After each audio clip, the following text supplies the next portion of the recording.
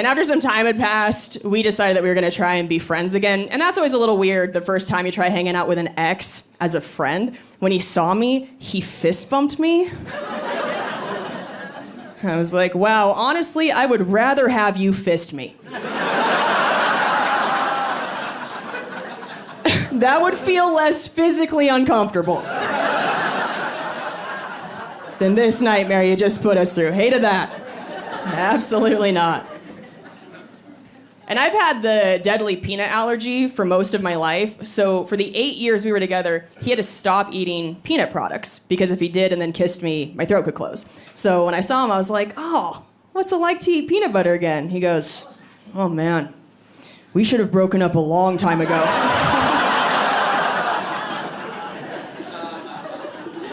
I don't even blame him. Have you had peanut butter? I can't compete with that. I hate that the person I'm with has to give that up. That puts way too much pressure on me to be worth the trade-off, right? Like, you're gonna rob a man of Reese's for the rest of his life? Pff, bitch, you better be pretty open-minded in the bedroom. Gonna make a man stop swallowing something delicious. Well, get ready to start swallowing something gross.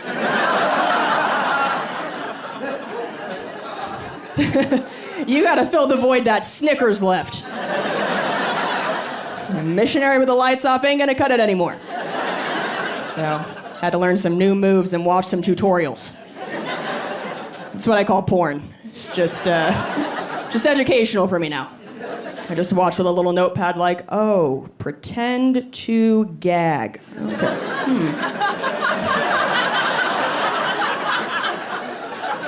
Seems good. I do think it's easy when you get married to stop trying as hard in bed, but God, if you get divorced and you start trying to date again, it's like having to come back out of retirement. You know? It's like you gotta start stretching, get ready to run another BJ 5K. Like, no, I just did this. Somebody moved the finish line back another 10 years. Ugh, can't even see it. Do we have any married people here tonight? That was a pretty sad sound. You guys were faking it a little bit. You're like, eh. Some of you just treated it like a silent auction. You were like... Just so sad. Anybody here been married for a really long time, like over 20 years? You guys are so cute. How long have you been married? 21. Give it up for 21. That's a long time. Yeah. So you guys get it. If you've been working the same job for over 2 decades, you start to cut some corners. Right? But if it is your first week at a new blowjob, you are hustling. You just are. I'm sure you dudes have figured out by now that the best blowjob you ever get from us is the first blowjob. Because women, we're so competitive, we know that you're about to compare us to every other one you've ever had. So we just enter the arena that night like, I will be queen. Give me that. We pull out all our tips and tricks, hurt our knees, throw our back out. We want a trophy. We will give head to get ahead. But then you get married and you start to treat blowjobs like you're assembling IKEA furniture. Just skip a few steps, and by the end you're like, next time I'm hiring somebody else to do this.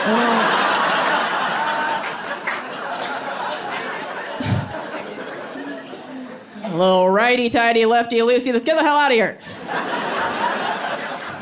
We gotta go to Costco.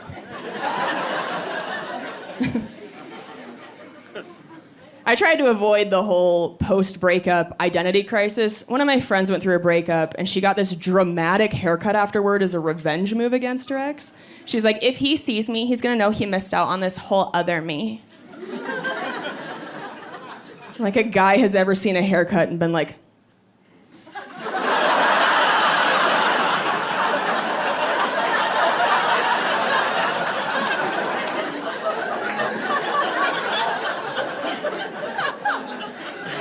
Never gotta fuck asymmetrical lob, Lisa.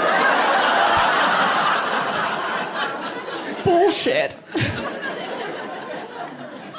You guys never know when we change our hair, right? You're not even observant of yourselves. Before the divorce, I was cuddling with my ex, and I felt like my leg had been stabbed. I looked down. His toenails looked like he cut them with his teeth. They're all jagged, like he could unlock a secret door in a haunted house. I was like, do you have a best friend with a matching jagged toenail? You put them together to make a best friend necklace? Is that what you're doing? He turned his toe into a prison shiv. And I was like, what is this? He goes, I just didn't notice. Oh, I sure did.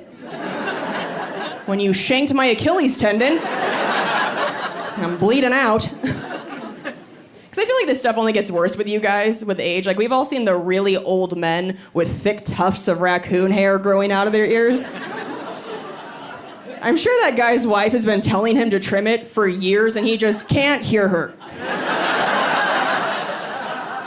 What? It's like yelling into a fan. It's coming right back in your face. I just sat next to a very old man on a plane recently, and I had my notebook out, and he leans over and goes, it's nice to see somebody writing and not on their phone. And I was like, aw, he doesn't know I'm writing jokes about cum.